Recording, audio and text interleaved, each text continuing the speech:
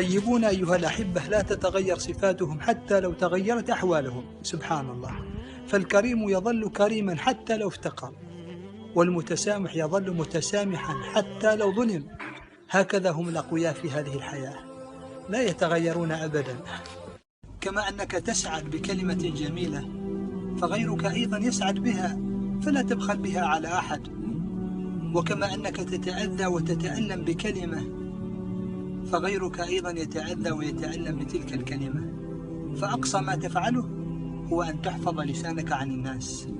لا تحتقر أي فكرة أو رأي تقدمه للناس، فلعل أثره الإيجابي يفوق الخيال، لا تتصوره.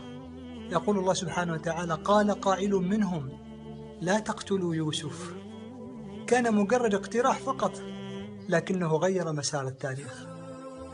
بعضهم قريب منك، يقرأ ملامح الألم من تعابير وجهك، يشعر بك، يشعر بهمومك وأحزانك.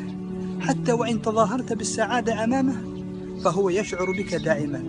إنها أمك والأوفياء من صحبك، فأحسن إليهم واختر الصاحب الوفي دائما في حياتك.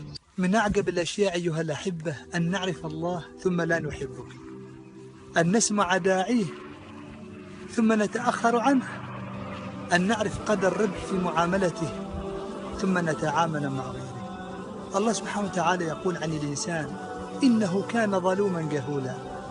أيها الغالي، إن صحت علاقتك بالله صحت علاقتك بالناس.